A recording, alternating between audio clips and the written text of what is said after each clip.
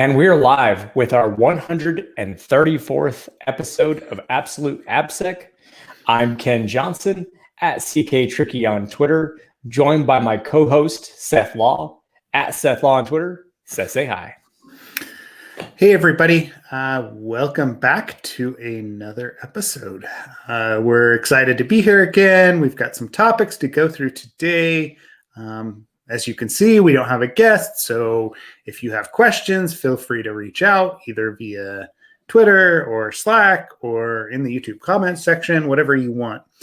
As far as announcements go, we do have the Secure Code Review course at Black Hat that we will be presenting. It is virtual, but anyone that's interested, we haven't taught that for a while because of, global pandemic, yada, yada, yada. But yeah, jump on in. Let us know if you're interested, or you can go to blackhat.com. It's under trainings to sign up. I think the early bird sign up goes until June or June 15th, something like that. So, yeah, we'd love to have you. We'd love to talk through code review stuff. If you haven't seen our content before, find our, it's on our channel, or we've talked about it in multiple places. What that framework looks like and what we use on a daily basis. I don't think that the overall approach has changed much. At least it hasn't for me, Ken, since we put out the course. Yeah, not. Well, there's definitely some updates we've made definitely to the some changes, some alterations to the course, some additions for new things. But yeah, I'm excited to give this again. It's been a while, and like I said, there's been some things that we've learned since then to add to this. So yeah, and also so for instance, some more specific stuff about some around pull request type of reviews. Yep. There's been some evolution there and some changes. So yeah, anyways, it should be really fun. I'm excited about it. So yeah. I know originally we were kind of on the fence, but honestly, it's just good to get back to training and doing this with folks. So Yep.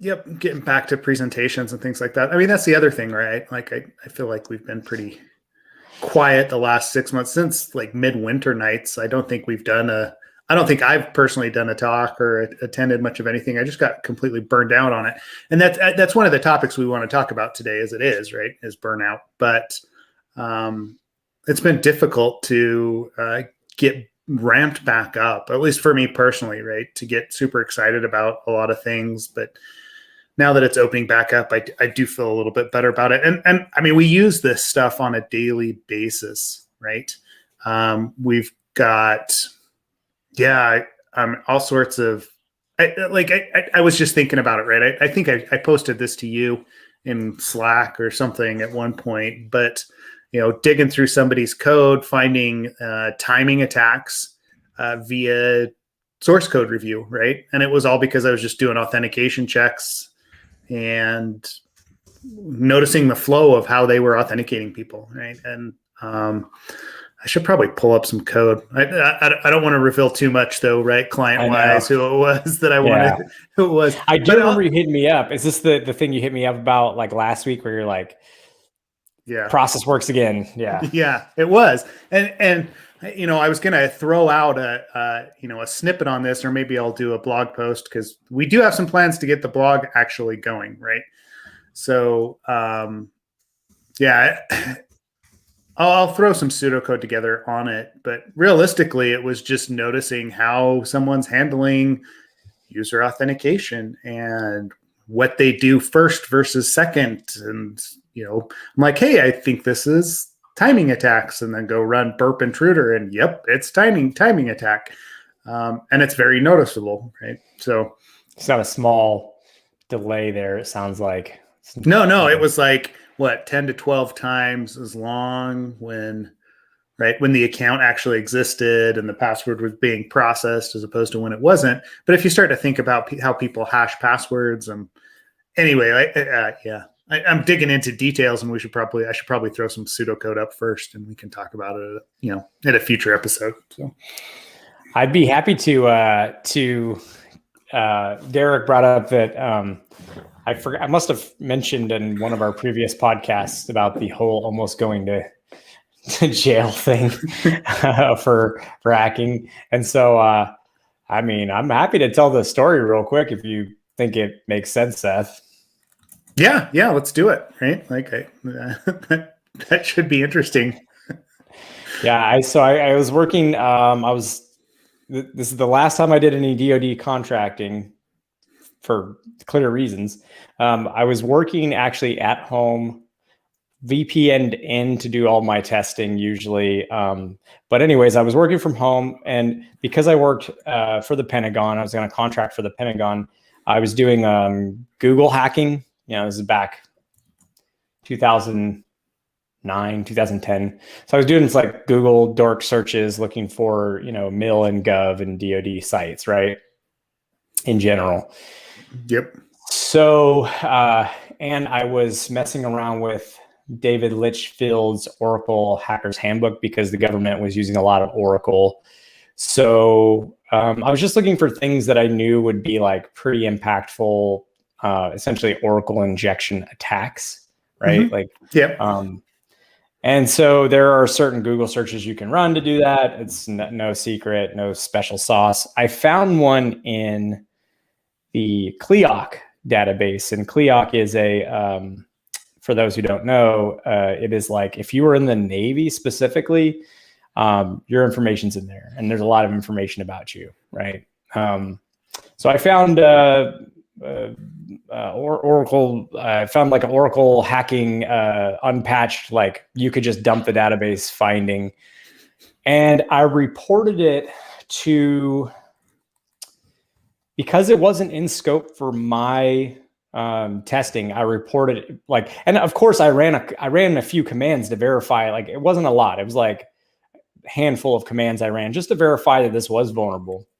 So then I contacted Rob Fuller, Mubix, to let him know, because we're buddies, and I knew he knew some folks at the Army or the Cyber Red Team Command, which did consist of like Army folks. At the time, what I didn't know is Chris Gates, Carnal Ownage, who's been on the podcast a bunch, lives 5 minutes from me, real good friends. Now, I didn't know him at the time, and I didn't know that was who Mubix was going to report the vulnerability to, right? So Chris reported that on to Cyber Command or whatever it was. And next thing I know, I'm getting pressure, like Rob and Chris are getting pressured to release their source, the person who found this vulnerability. I thought it wasn't a big deal. Like I thought, wow, I helped you guys avoid a really catastrophic exposure of data. So I was like, yeah, give them my information. Well, the next thing I know, NCIS, yeah, that people off TV, right? NCIS hits me up and they're like, Mr. Johnson, we're opening an investigation on you. We believe you've operated outside of the blah, blah, blah, blah, blah.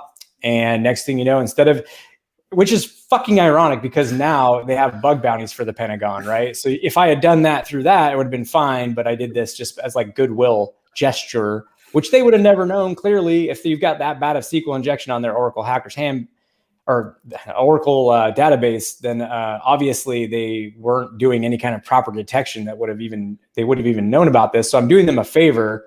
And that favor cost me like approximately 2 years of back and forth with them as they were like, yeah, like stop, start with this investigation. You may end up going to jail. Just all this nastiness from it. And then like, at the end of the day, just one day people stopped calling me. So I like checked in and like, yeah, your case is going to be closed, but we're just going to keep it open for now.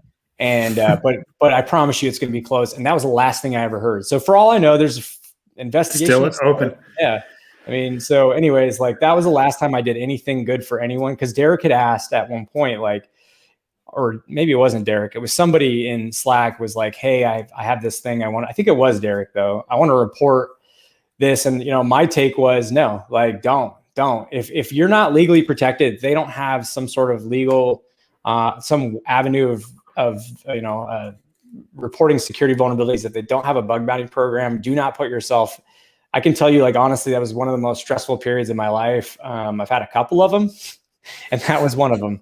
I was very worried that I would, as the sole provider for my household, be in jail. And so I would say to all of you, don't ever risk it. It's not worth it. It's super scary, and it was not enjoyable at all. So yeah, I mean, I think nowadays we have a tendency. Well, you're never going to forget that, right? But we have a tendency in the industry. The industry has forgotten how much that like independent research that was done was so gray at the time. And we wouldn't report things because there was no such thing. Like, I think back to Rainforest Puppy, and I know I'm going way back, right? But RFP's talk on. You want to explain who that is? He's one of the OG hackers. That's all. Like, that's where Sql Injection came from. Yeah. And but RFP had a whole thing on responsible disclosure. I remember him giving a talk at Black Hat. This had to have been early 2000s, right? About how we needed responsible disclosure, and we needed to have some sort of protections for people that were exploring and trying to improve things, because that was exactly what you experienced was the normal response from companies, right?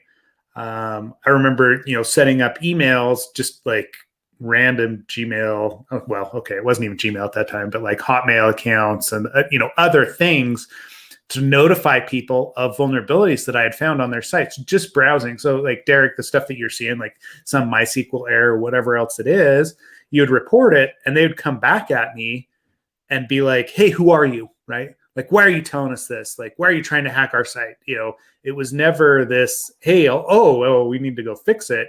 It seemed that the knee-jerk reaction for most companies at that time was, man, we're going to sue you and we're going to take you to jail, or we're going to take you to court because, because we screwed up, right? That was kind of the reaction at the time. And we don't have that quite as much anymore. And like I was talking to somebody recently, was asking, well, how should I get started? And I'm like, bug bounties, right? Go sign into bug bounties and go hack on those companies that want you to do that, because it's number one, it's a good learning ground. But number two, you're protected legally. And yeah, I mean, there's stuff that I did that I know was gray area at the time, and it was all just exploration and trying to learn, but there was no other way to learn. Yeah, especially as somebody that couldn't afford, right, virtualization or multiple servers, or, hell, trying to get a copy of digital Unix to run on anything, or, I know I'm going way back, right? But just exploring some of those avenues was not possible based on the cost of actually spinning something up, right? Yeah, I only learned web cracking on valid networks. Yeah, I'm sure you did. Yep. Sure. No, I mean, the funny thing about the CLIOG database, I was in the Navy. So for those who don't know, I was in the Navy and my data was in there. And so I was like, why would you think that I would be like, I reported this to you. Like, you didn't find me. I told you, like, it's my information that's in that database. I don't want that compromised. And still, even then, so you can imagine like what you were saying with companies that you have no vest. They don't know you from Adam. You got no vested interest really. And maybe you use their product. So maybe there's some vested interest there, but nevertheless, like they would have come at you full tilt back, pre-bug bounty, which is why when people are like, yeah, but what do you really think about bounties? I'm like, well, I have two things to base it off of that come to mind always, which is that scenario where I didn't have like a good way to report this. And I ended up getting, really, like, when you think you might go to jail, it's a very bad situation. And then, the second situation is like my experience at GitHub, and it's been very valuable for us to have people just hack on some specific part of this gigantic code base and find something cool. Several things that are cool that are chained together. There's a lot of value in that. So when people ask me about the bug bounty, I'm like, yeah, it's a good thing. You should have one. Absolutely. Yep. It's important. And helping people out, right? Like run their bug bounty programs. I know there's a lot of questionable content that comes in, right? Questionable reports on, oh, this is I can copy my cookie into another browser and use it to access the site. You're like, yes. That is how cookies work. Facts. You are correct. But a lot of that, I mean, it's hard to get too worked up about it, right? Yes, it's frustrating from a security or like an application security perspective running a program, but it's hard to get too bugged about it because people are giving you their time and they're trying to learn, right? Like that's kind of the base level. So yeah, I don't know, man. I just like that's a pretty good story though. Yeah. I know. Actually, Chris Gates has his own one too. I'd love to have him on to talk about it, but he had his own situation too with unmarked vans outside his house and some surveillance and such for his activities. So it seems to be like, put it this way, if you came into hacking like a decade plus ago, it was a different world than it is today, for sure. Yeah. It's much scarier. But yeah, there was a lot of underground. There was a lot of, like I said, there was a lot of gray area.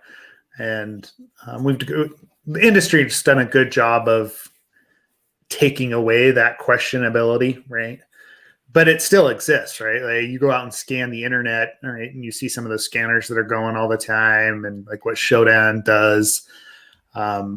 It's questionable, right? Like they are definitely operating in a gray area as a company, and yeah, depending on who they scan and how they approach it, it could have problems. I mean, it was the same issue, honestly, when I first started working at like the bank, right? You're building a penetration testing team, building an application security team for the bank, and we would scan the internal network. And what was off limits was the mainframe.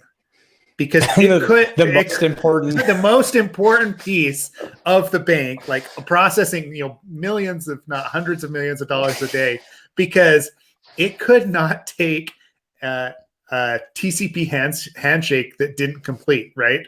So basically an Nmap scan, just like a simple traditional Nmap scan, none of the special like SYNAC or SYN scans or anything else, right? If you scan the mainframe, it would append because it would open all these ports and it would basically just spin out of control. That's no longer the case, right? IBM has fixed that, but it was off limits to the security team. We were not allowed to look at the mainframe, right? And that's where we started from. And then even then being called out in meetings because, I found like SSH keys and the ability to take over Cisco routers, and like the network guys coming after us because we don't have whatever CCIEs. We shouldn't be telling them how to configure their routers, right? Stuff like that was just so prevalent, and it was demoralizing, right? Like, luckily, I had bosses that would stand up and were like, "No, right? Like, if Seth can do this, you don't need a CCIE to know that FTP and Telnet shouldn't be allowed arbitrarily." Well, it wasn't even that. It was like SSH. And they're like, they've got SSH private keys that are posted like on wiki pages and just stupid stuff, right? But heaven forbid, like I don't know because I'm the young kid. Yeah, I'm not a CCIE. I didn't study for years and take that test and go through the fire that was that. So yeah. Which is an intense certification, but yeah. Oh, it is. It definitely is, right? Not the point, but yeah, it is very intense. It is intense. Not the point, right? Yeah. And it's the same thing, right? Like if the cloud guys were like, no, you can't come and tell us how to run IAM because you don't have your whatever AWS certification, right? And a lot of that has disappeared, right? There's a lot more respect and mutual, I don't know, not admiration, but at the very least, people are trying to move the same direction nowadays. But some of it is our own fault, right? Like we kind of come from this old admin, like bastard operator from hell mentality in security, where everybody else is just doing stupid shit, and we're the ones that should be telling them how to run things, right? And so. Yeah. Anyway, I see both sides, but I definitely don't see you getting, thrown into jail for scanning a public website, right? That's probably not a cool thing. No, that was super scary, but I'm glad that it worked out and that I am not in jail. So I'm very happy for me that I'm not in jail. Congrats. And now the investigation is open back up. You're welcome. Yeah, exactly. And I'm going to get a call here in a moment from NCIS. So fun. No, but, and that was just that experience. It's obviously, like you said, things have changed since then for the better. So, thankfully, some other people are going to have a better experience than I had. But just make sure the summary here is make sure you're like legally covered. And if you're not, don't take any. It doesn't matter if it's a 0.0001% chance risk. Don't take the risk because it's not worth it. It's never worth it. So make sure you're legally covered. Yep. Yeah. And even with bug bounty programs, make sure they have safe harbor and all that stuff in place. Just make sure that you're legally covered. So, and I'm sure there's plenty of talks on YouTube we could pull up or just on the web in general that talk about all the protections you should make sure you have in place for yourself. But just don't take the chance. So that wasn't even part of our topic list for today, but Derek asked, so it's a fun one. Now it's fun to talk about. I see you put in the bastard operator from hell. Yeah, if you're not familiar with the bastard operator from hell, it's entertaining, but for a long time that's how we were viewed, right? And then it also goes back to what Guilfoyle from Silicon Valley, like his rant on what he does as a security person, right? Yeah, I love that. Yeah, it's super entertaining, but you wonder why we have the reputation that we do, and that's part of it, right? That's the view that business and even like IT has of security at some level. So.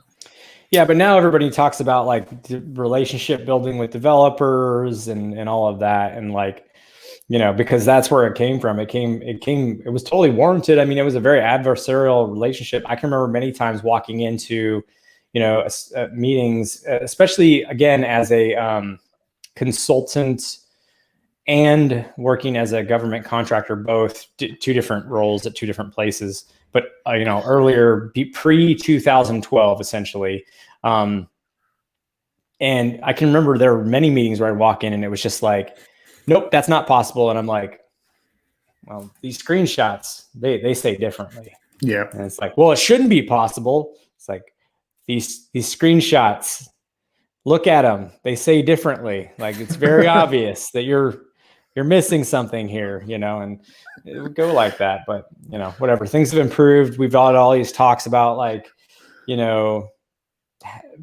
relationship building and all of that with developers throughout the last like 5-6 years. So it's definitely improved, especially, you see more security people at like DevOps specific conferences, and now there's like DevSecOps. And anyways, there's a lot of movement in the right direction. It's just, it wasn't like that earlier. So that's how that all came about. Do you want to talk about the sanitization API that Google and Firefox are working on a little bit? Sure. Let's start with that. Let me see. You post it? Do you want me to post? I can. I have the link. Okay, go for it. Sweet. Cool. And then I'll post it here as well. And so Jason White shared this. So hat tip to Jason. He shared this with some of us at work. Anyways, what's cool about this, like, I can give a brief synopsis real quick. The overarching idea here is that JavaScript sanitization libraries require constant upkeep. They have to be included in your source code. They have to be, we call it vendored in, right? It's got to be basically pulled. Well, if you don't want to call out externally to someone else's Java, which you shouldn't, JavaScript being hosted somewhere else, you would pull in the JavaScript sanitization libraries, and you would, you leverage them to make sure your input is, you're not putting some malicious JavaScript code reflecting that back, and that's being executed in the DOM and whatever. So my point is about all of this is that the idea here is that instead of using these libraries that have to require upkeep They pretty quickly can be insecure if not maintained correctly. There's also like weird browser behavior amongst browsers that, each library has to kind of adapt to. What they decided to do was work with Cure53, who, if you are not familiar, pretty much the hands down, most knowledgeable people about cross-site scripting attacks would be Cure53. I mean, I think Mario, I'm going to butcher his last name. I'm just saying Mario from there is like very prominent, prolific JavaScript, attacker, researcher. And anyways, so they being Google and Firefox, they're working with Cure53 to build a sanitization API that's just accessible in the browser, and it no longer requires you to include JavaScript sanitization libraries to prevent like DOM clobbering and just having. Let me post that API spec as well here real quick. Yeah, you can see some examples of it. Oh, yeah. I was just going to say Cure53, they've got a JavaScript library, DOM Purify, right? They're the developers of that. So it makes sense that they're working with Mozilla and with Google on this because they've been on that forefront. And what's super interesting about DOM Purify, right? Like, I know they want you to use the latest version, but it's like an XSS library or a Purify library, right? That sanitizes HTML, but there have been flaws in that as well, right? So there's instances of there's CVEs for DOM Purify, which those guys know. But yeah, they're working on. Yeah. Yep. We've definitely used DOM Purify in the past. It's like you said, it's a super useful library, but again, these things quickly fall out of. The idea being, instead of like, say, 25 different libraries, we'll say just arbitrarily 25 different libraries requiring upkeep, new things being available JavaScript wise, and them having to like adjust to filter out and modify the library's behavior to adjust for that.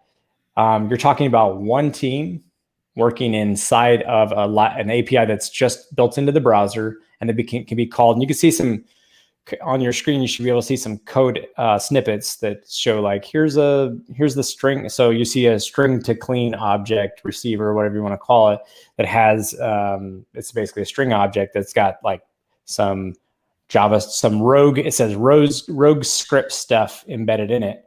And when you call, sanitizer.sanitize to string and you pass in that receiver object, it goes ahead and cleans. It looks like it just completely removes that malicious content there. You see it says script and then def. So you see here it's just completely removed the little malicious example of what a malicious JavaScript looks like.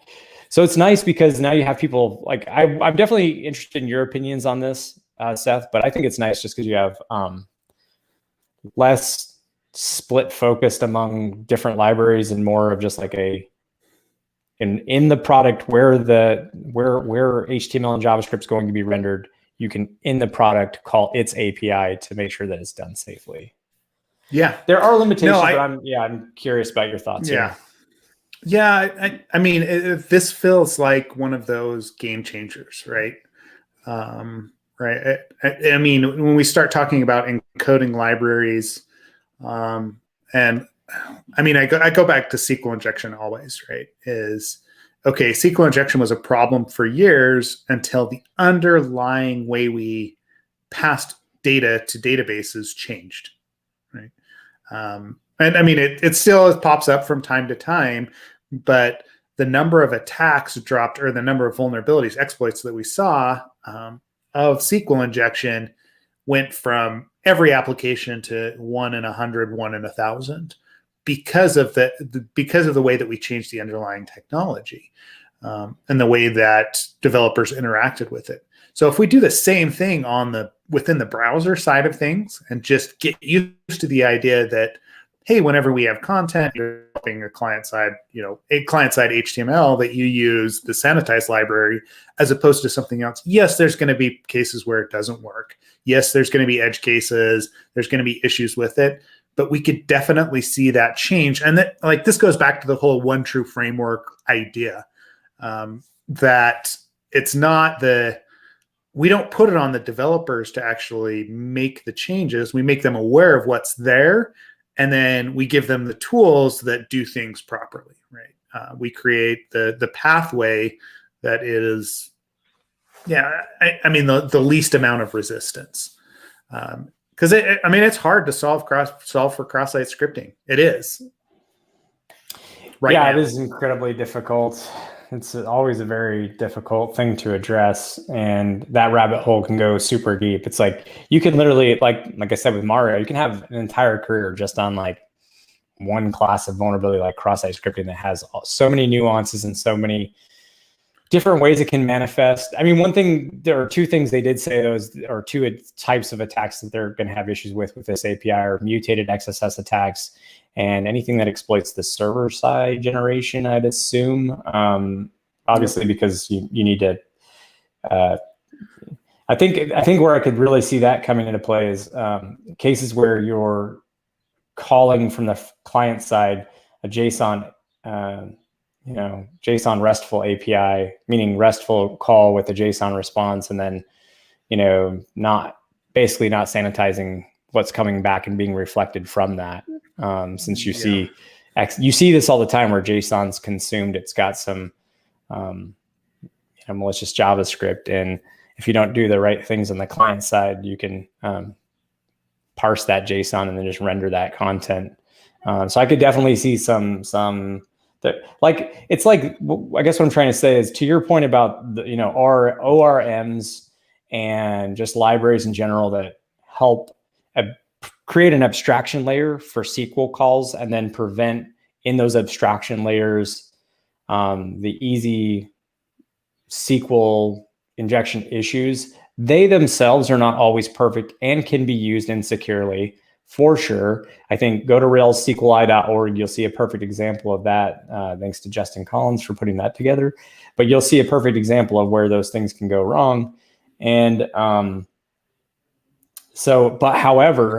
I would say on the whole, I don't see SQL injection that often anymore. Mm-hmm. Yes, it's not, the solution is not perfect with these ORM and just SQL libraries, but it's pretty good, and it's really eliminated it used to be just, I feel like it was easy to find SQL injection, super easy when I first started in AppSec. It was like everything had SQL injection somewhere. And now it's like much less prevalent.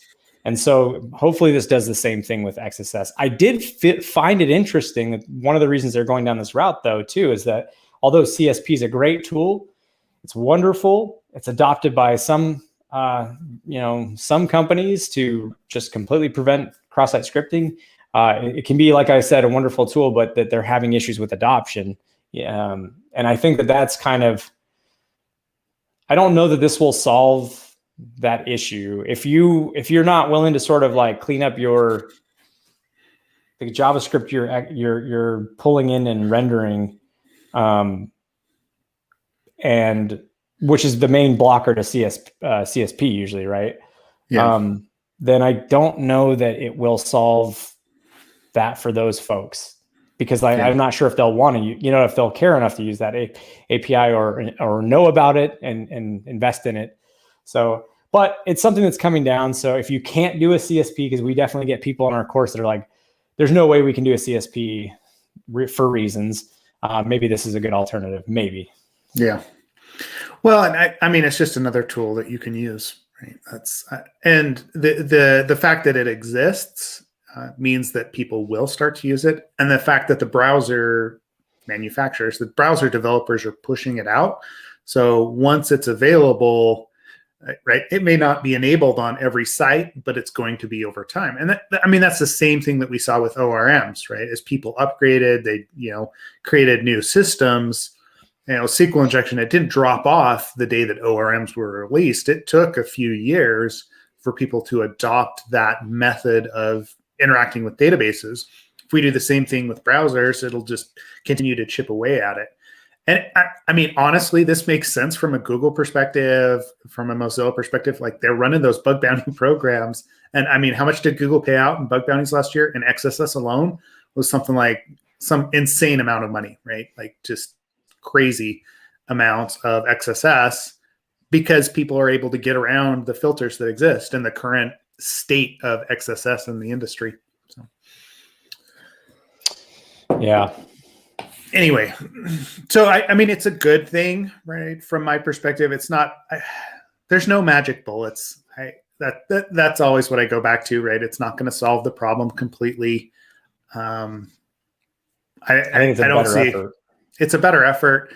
Things like stored cross-site scripting, right? That they refer to as, hey, guess what? If it's coming from a trusted source and you're rendering it, like all bets are off, because that's what the application is intending, and we view that as a trusted source. But I also think back to, or I think about React and Angular front ends, the use of dangerously set inner HTML when dealing with JSON data, and developers have a tendency not to do that, right? The amount of XSS issues that I found in React applications is so minuscule, right?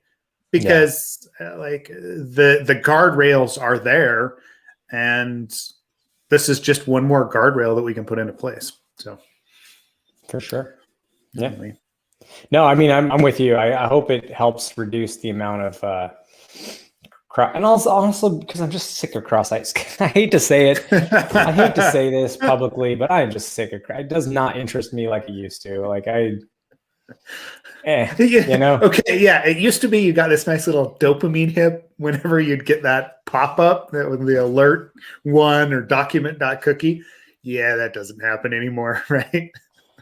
Yeah, it's kind of like, yeah, it's probably possible, maybe, but like do this XYZ things and you probably are fine. And it's likely not something anyone's going to use to actually, again, I know that I'm not saying nobody's using XSS to exploit anyone. I'm saying, like, contextually, if you think about it and you have like a good CSP, it's blocking the pop-ups, or, not pop-ups, blocking the JavaScript from executing, then like, what's the real, I mean, I don't know what to say about that. It's blocking it. So like, yeah, anyways, it's not the most interesting thing in the world, especially with the new sort of, not new classes, but things that are starting to become more prevalent in place of XSS that are more like modern common issues that we're seeing. SSRF, we've talked a lot about. I think mass assignment's always a newer one that, or whatever it's called, like indirect object mapping or insecure object mapping, like whatever title you want to give mass assignment, like mass assignment, SSRF, those are kind of cool ones. Those do interest me. Multi, I guess how I say it, authorization issues that are like more of like what we would usually call logic flaws are very interesting, especially business logic flaws, just because it's like, it requires quite a bit of brain power to find those and chain it together and make it into something cool. Those are fun. XSS, I don't know. But again, it is what it is. So it's not the title of this episode is going to be Ken Hates XSS. I don't hate it. I'm more apathetic. Apathetic to XSS is pretty much the same thing, Ken. It's the same. Yeah, it's the same thing. All right. No, it's all good. I mean, I'm with you on it, right? Because we still see input validation issues, right? But the authorization, the flaws around business logic are a lot more interesting. And maybe that's partly like where we're at in our career, because it is, feels like XSS usually is a pretty easy thing to find if the developers have done something wrong. Doesn't take a lot of brain power to, check input and output for those sorts of flaws. And then what does it get you, right? Yeah, that's one thing to remember. If you're doing a bounty submission, you're probably making sure you're making sure your payload's executing and that, like, you're showing impact. But if you're a consultant or if you're on a blue team, you're going through and you're finding vulnerabilities, and you don't necessarily need to prove out like, okay, I did this cool bypass, whatever. You're like, no, it's like, clearly I can have the code, or, it's very clear that this is with another day of putting in different inputs, I can bypass your protections and get some XSS to execute. Do I need to spend a day doing that? Or can I just say, look, do this one little change to your code and it's secure. Well, of course I'm going to invest my time in that, do this one little thing. And then I can spend time looking for more serious, like I said, the ones that require a little bit more brain power, I would say, which is like a business logic flaw or logic flaw. Not to say, by the way, that this is not to say that like XSS research, XSS research is not included in what I'm saying. I'm talking about like doing engagements, doing pen tests, doing assessments, things like that. That's what I'm talking about, not the research. The research is super cool. Stuff like building an API into the browser, super cool. I am saying like in testing it, on the other end of that, though, it's not super fun. So, for me anyways anymore. So yeah, it's just a matter of where you spend your energy. I'm not going to spend a ton of time. It's just like with SQL injection. If you have SQL injection, if you can modify the SQL in any way, you have SQL injection. You don't necessarily need to like dump out the database or insert something or get a remote shell out from your shitty old Microsoft SQL server. Like you just need to show that there's some input that's affecting the query. Like, let's write this securely and move on. Yeah. Right? So, well, and I mean, that was the whole, I mean, that was one of the discussion points that I had with the whole Sputter project that I spun up and we were trying, was the fact that, hey, on the defensive, on the blue team side of things, once I know, or as a developer, once I know that I have a problem, I'm just going to go fix it, right? It doesn't matter if it's a UI problem. It doesn't matter if it's a security problem. It's all just code that needs to be fixed. So if you can show me that there's a problem with the way I'm handling user input, whether it leads to injection or whatever, we're going to go fix it. It doesn't matter if it's like there may be some classifications there that the business needs, or justifications for why I need to go spend time on it. And that's the one point where I can be like, all right, we can have a discussion on it. right. But traditionally it's, let's just go fix this, right? Like, we know it's going to be an issue. We know if someone in the wild finds it, they're going to be able to dump the database eventually, or they're going to be able to execute and attack our clients or our visitors to our site. Yeah, let's just go fix it, right? That's where we're at. Yep. So, well, I do like to see the research community working with the browser folks to fix things. That's amazing. That's really nice. It's really nice to see like hardcore hacker researcher community coupling with the browser vendors to sort of address this class of vulnerabilities where it really manifests. So that's pretty cool. Yep. I know you had another article you want to talk about, which was from TinkerSec. I don't know if you want to dive into that. Yeah, I mean, I guess we may as well when we post it up. It's not necessarily an article. It's just a Twitter thread that he posted. Twitter thread, sorry. Yeah. I read that whole thing too. I was like, wow, yikes. That's tough. It's harsh, right? Like, he talks about burnout, realistically, is what happened, right? And it crazy amount of burnout. Crazy amount of burnout. And it's basically because he didn't disconnect for so long that what they finally determined happened was he burned the sugar in his brain that was feeding it to the point that he could not function, right? Like, and I don't know if it was a medical diagnosis, right? Like, you'll have to read through that thread to see, but it came to the point that he just basically quit being a consultant and dropped off the face of the earth for a little while so that he could recover and get back to a normal state and actually like work. And part of it was the pressures of being a consultant. If you look at what he's talking about, this like constant churn, the new projects, having to find things and perform at a high level at all times, is what caused him to just, to burn out. And I totally get that, right? Like, I know you've been in the consulting side as well. Like, he's flipped back to working for a company because of that, being able to disconnect at 5:00. But it's extremely difficult to do that in the consulting world because of the level of pressure that's there. And I don't know, right? Like well, I stepped away from consulting for, that being one of the reasons, is that there's a lot of it's a difficult job. It's great. Mm-hmm. You get insane amounts of experience. You get insane amounts of exposure to different technologies and different development shops. And it's really good for you. Like, as a career move, it's really good. And as an experience thing, but like, there's dangers. I mean, when I worked at Optiv with you, or at the time, Fishnet Security, I guess now they're Optiv, but when they were just Fishnet Security, you and I worked together, man, my billable percentage was somewhere around 140% for most quarters.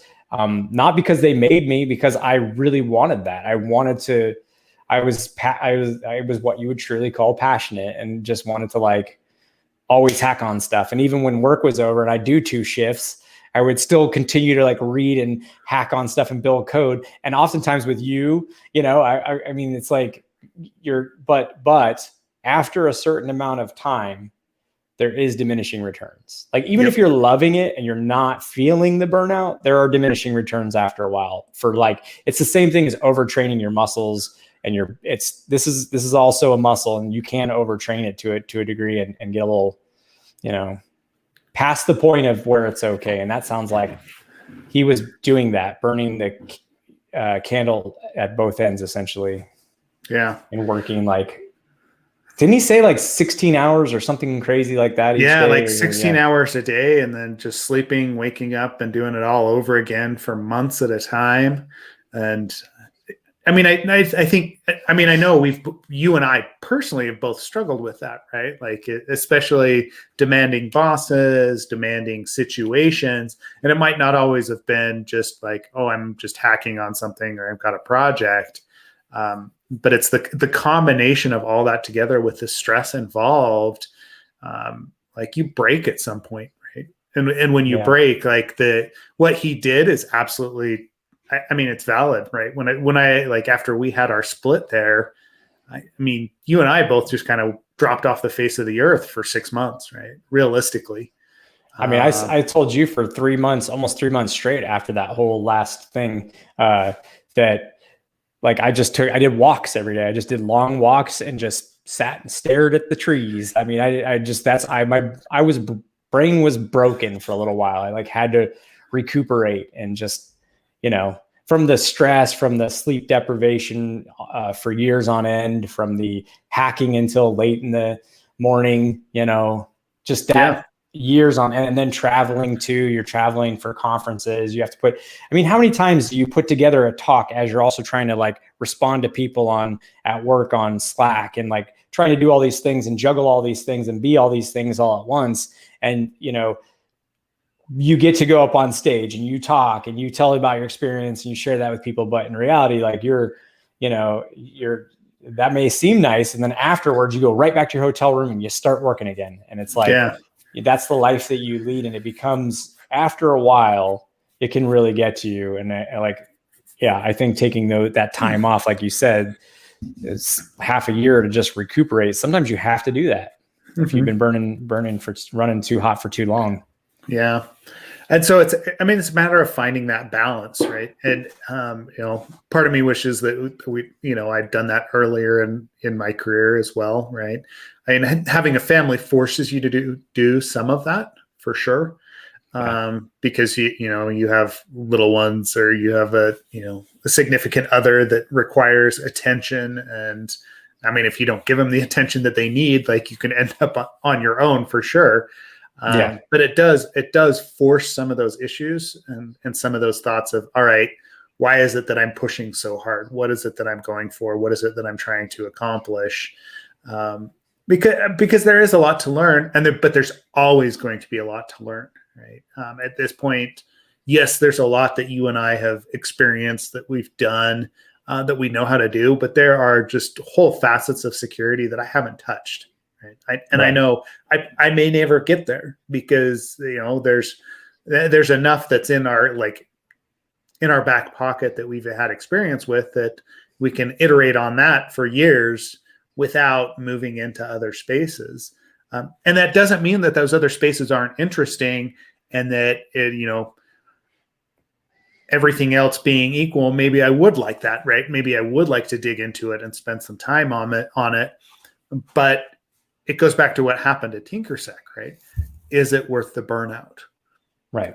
Is it worth the fact that, oh crap, at some point I'm not going to be able to actually even work? And I do think about that after like that 6-month period, right?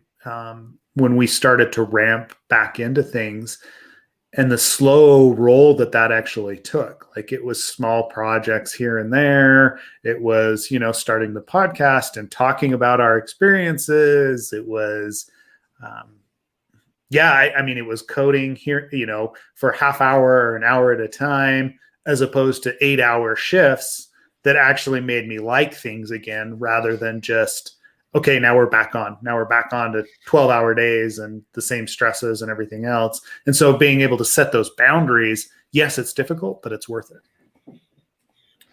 That was what I did. I mean, it was similar to yours. I did a little bit of coding here and there throughout the day. I would read books, and it didn't matter if it was a tech book. It was just I had to read a book, because what had happened, in that period between my favorite job ever now, GitHub, and the last one, was this little space where, I'd become so multitask oriented and constantly responding to things and constantly reactionary and constantly, stress level at the highest levels and blood pressure at the highest levels, that for me, I couldn't even read for 5 minutes without checking Slack or checking something, email, social media, something, navigating away. So I had to literally relearn how to focus for stretches of time. And I would just build that up each day during that 2.5 months, where I would start with 5 minutes and then I would extend to 10 minutes.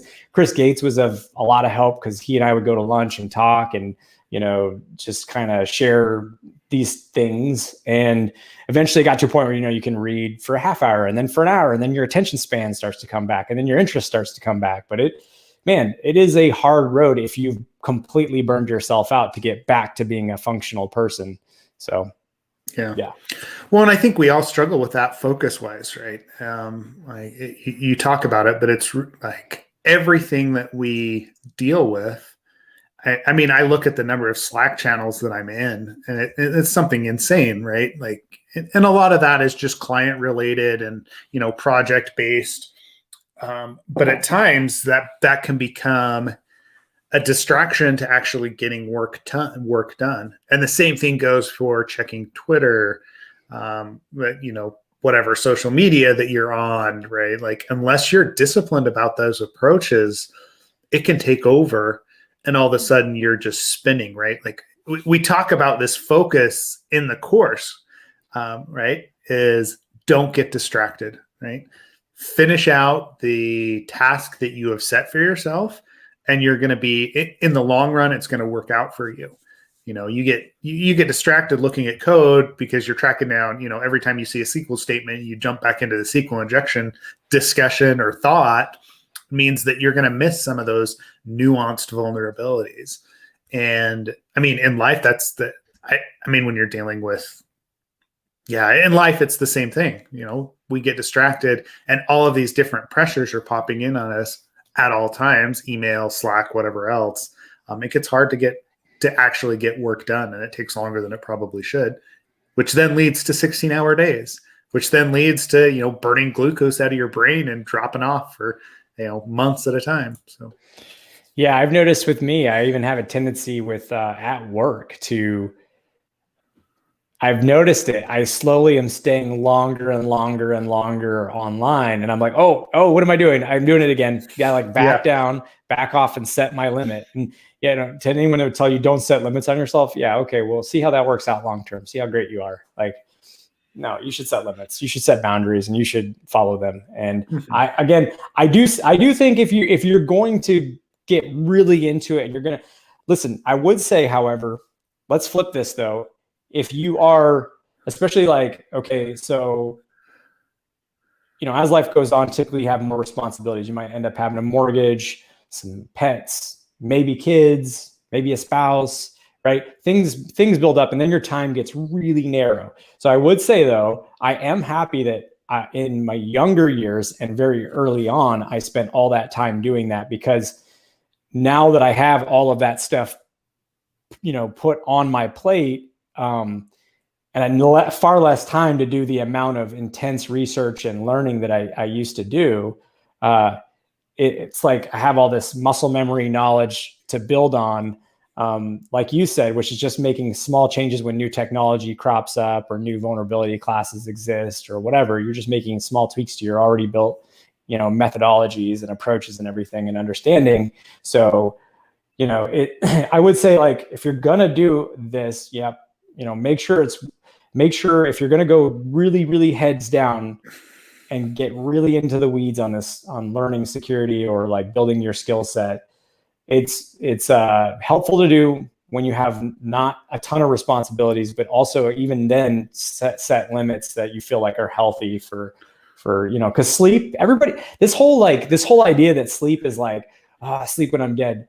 That's ridiculous. It is not cool or something to brag about that you're not sleeping a lot. Like, sleep is everything. Sleep is how your immune system fixes itself, which in a pandemic is, probably a pretty important thing. Drinking water, drinking a gallon of water a day, at least, like, getting some level of physical activity in, even if it's just a half hour of a walk or something like that. Take care of yourself, eat right. Don't shove crap food into your body. I made that mistake. So this is me preaching to people that I've made all these mistakes. I did none of this stuff. And like, it took a long time to recover from it, like physically too. So your body is a machine, feed it with the right fuel, take care of yourself, but it's good to also go down the rabbit hole of learning and being super passionate and all that. So I wouldn't say don't do it, just take care of yourself if you're going to do it and set rational limits. Yeah. And I think that's what it comes down to, is setting those limits. And if you have a propensity to work 16-hour days, right, look and see what Tinkersec did and actually spun off to, hey, guess what? I've got to have a job that I leave at 5 p.m., right? I go do something else. So even if it is, I'm researching something, it's because I want to, not because the job demands it, which is a different, it's a different pressure, right? So I don't know. It's something that we all struggle with, right? And you've got to have those outlets. It may be time to actually have another like Twitter thread on, what people's outlets are. Because I know people that go to the gun range, or they go. I go ski. I go like up into the mountains. BJJ, whatever else gives you the impetus to keep at it is what's important, right? So it's healthy to have hobbies outside of this, for sure. Yeah. That's just, I think that's common. Maybe common sense, maybe not. I don't know. So, to be honest with you, I didn't think, like, no joke. When I was at one of my first ShmooCons, I was like, I'm hesitating to even tell this story because I feel really bad about it. But I was like super overweight, and I saw somebody who was in really good shape, and I made a comment like, yeah, but like, how can you be in shape and like be any good at this? Because I was a naive kid. I made a stupid statement. I'm sharing the stupid thing that I said and the stupid thought. And, in reality, the truth is, like, no, that person probably just had really good balance in their life, and I didn't. So it's like, I don't know. I'm kind of spinning off here into other stuff, but like, I just think like, it's possible to really go down the rabbit hole, but also set proper limits and take care of yourself at the same time. So don't burn out. Don't make the same mistakes that I made early on and that others have clearly made and are talking about on Twitter. So yep, exactly. So take care of yourself. And it is possible to do it and not burn out, right? But it does take some discipline. The wisest people learn from other people's mistakes. There you go. Learn from ours. Learn from us. Yes, exactly. So, well, good, Ken. I know we didn't get to the dependency confusion stuff for Bundler, but it's fine. Right. We'll get back to that. I'm trying to think if there's any other announcements. I know we've been going for an hour, so. Yeah, but check out the Black Hat course. I know Ken and I have teased it out before, but we do want to, get back to teaching this in person at some point, right? Once it makes sense and once everyone feels safe.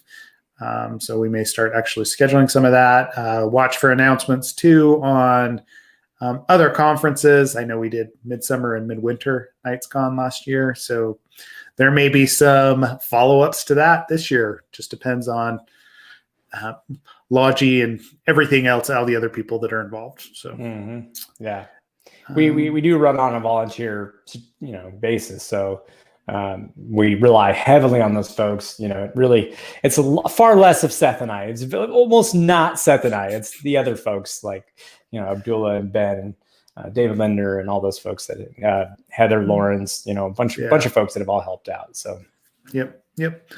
They do a good job, and we like to we just like to be involved. And Stefan. So well, good. Yeah, I think that's everything for this week. Do we have I can't even remember what we've got next week. Do we have a guest next week, or I shouldn't put you on the spot? I have to look at our speaker lineup, Doc, but I don't remember if we've got. We'll be back next week. We 11th. Yeah. I feel like no, I don't think I've lined somebody up for next week, but I've got emails I got to send out, so that may change by next Tuesday. Next Tuesday. Yep. Yeah. But as always, if there's anything that you want to talk about or you're interested in, please jump on Slack, throw the comments in there, whatever. And we'll see everybody next week. Thanks for joining.